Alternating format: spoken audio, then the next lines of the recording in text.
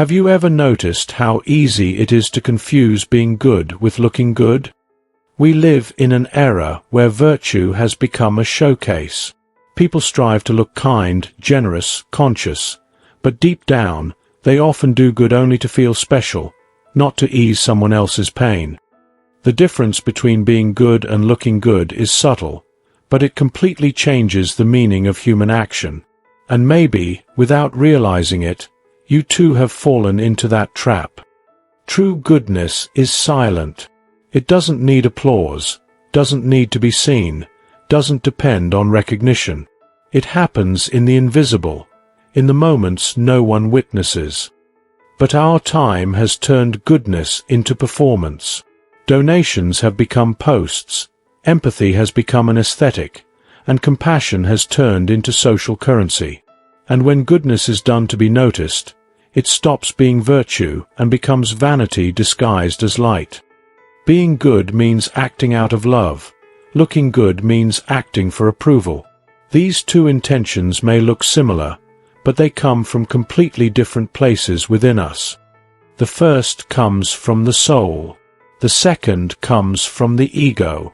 The soul acts in silence. The ego needs an audience.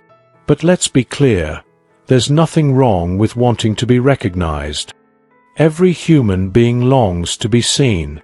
The problem begins when the need for recognition replaces consciousness, when the motivation stops being love and becomes image.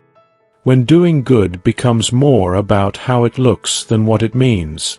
That's the moment virtue begins to fade, even if the action remains. Think for a second. How many times have you helped someone and secretly hoped for a thank you? How many times have you done the right thing and wished someone would notice? How many times have you felt disappointed when no one recognized your effort? Those moments reveal something we rarely admit. The ego was part of the gesture. And when ego enters, purity leaves.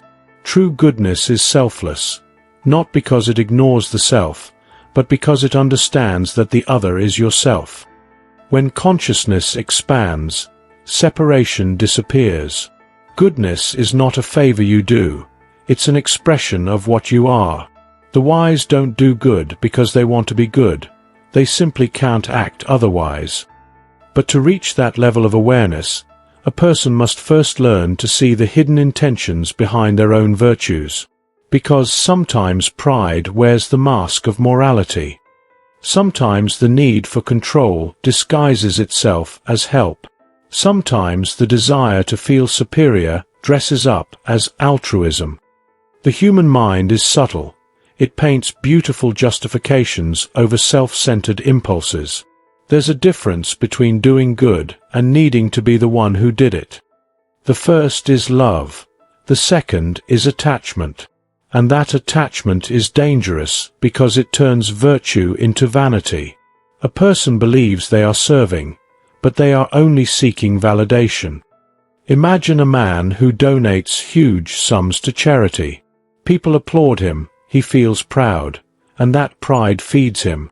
But in private, that same man can't offer patience to the people around him. His virtues are public, but his heart remains closed.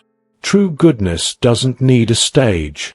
It blossoms in the small and the quiet, in forgiveness no one sees, in the choice not to retaliate, in the willingness to understand without needing to feel superior. And here lies the most subtle trap of all. When you seek to be good to improve yourself, it's still ego acting. Ego is so cunning that it turns even spirituality into vanity. It wants to be the most evolved, the most conscious, the most enlightened. But real elevation happens only when the I stops being the center of everything, when goodness stops being a goal and becomes a natural state of being. The difference between being good and looking good is like the difference between light and reflection. Light shines naturally. Reflection only exists when someone is looking. And modern society feeds on reflections. We act not from what we feel, but from what we think will look good. We've built a morality of performance, where goodness is measured by visibility, not intention. The real challenge is to keep doing good when no one sees, when no one thanks you, when there's nothing to gain. That's when virtue purifies itself. Goodness done out of habit is learning. Goodness done in silence is wisdom. Goodness done without motive is love. But to reach that love, you have to face yourself with honesty. It's easy to believe you're a good person. What's hard is to see the motives behind your goodness. The ego hates the mirror of awareness because it shows you the truth, unfiltered, raw, naked, and moral nakedness scares us. Seeing your pride disguised as virtue is one of the most uncomfortable experiences on the spiritual path, but it's also the beginning of real transformation. There's an old teaching that says, as long as you need to prove that you are good, you are not. True goodness is like the fragrance of a flower. It spreads effortlessly, without trying, without control. It simply is. But the modern human wants to measure everything, even love. We count how much good we've done. We track how much gratitude we've received. We expect a return for our kindness. That's not love. That's an emotional contract. Real love asks for nothing. It doesn't bargain. It overflows. And those who live in that vibration no longer waste energy proving their worth. Being good is peace. Looking good is conflict, the exhausting war between image and truth, because peace never grows out of appearance. Real virtue is humble. It doesn't compare, doesn't defend, doesn't display itself. It acts like the sun, shining on everyone, good or bad, without choosing, without asking for anything back. That's the kind of goodness that transforms. But performative goodness, the kind that needs to be seen, never heals anyone. Not others, not yourself. It's only a bright reflection on a cracked surface. And the more you try to maintain that image, the farther you drift from your essence. Goodness isn't an action, it's a state of consciousness. When you're truly good, not because you should be, but because you understand, goodness becomes natural.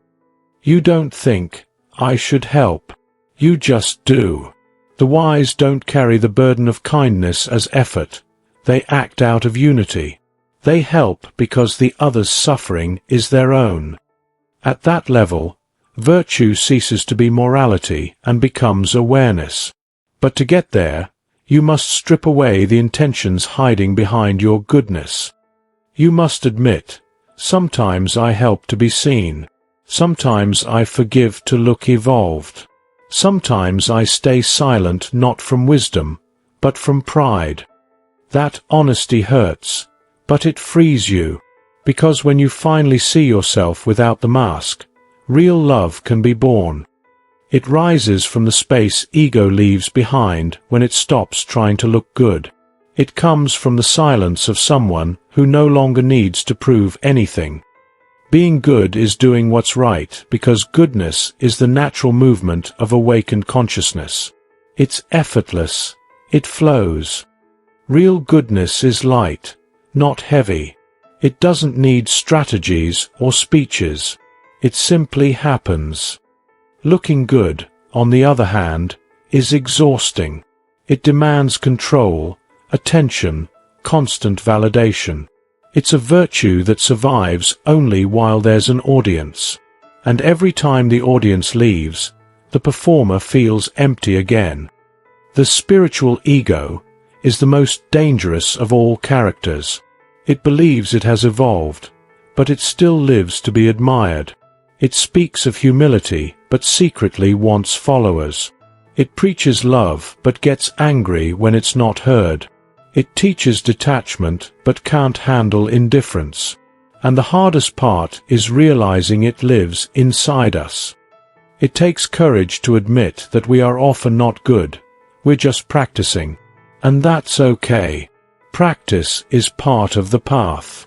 The danger is mistaking practice for essence. When you consciously practice goodness, One day it becomes effortless. Like a musician repeating scales until music flows naturally. A person practicing virtue eventually stops practicing and starts being. That's when virtue becomes nature. Goodness is not an ideal to achieve. It's a memory to awaken. It's already within you. It's just covered by layers of vanity, fear, and the need for validation. When those layers fall, what remains is what has always been, pure love. And true love doesn't need witnesses. It's quiet, simple, and inevitable. So next time you do something good, pay attention to what you feel afterward. If there's a hint of pride, a wish to be seen, a relief at having done the right thing, be grateful for noticing. Awareness begins not with perfection, but with observation. And when goodness stops being an act and becomes your natural way of being, you'll finally understand what the wise have always known. Virtue isn't something you practice. It's something you become. The difference between being good and looking good is simple, but it changes everything. Looking good may touch someone for a moment. Being good transforms the world. If this message touched you, leave a like, share your thoughts in the comments about what makes you reflect on goodness and intention, and subscribe to the channel. Because, in the end, what truly matters isn't what the world thinks of you. It's what the silence knows when you no longer need to prove anything.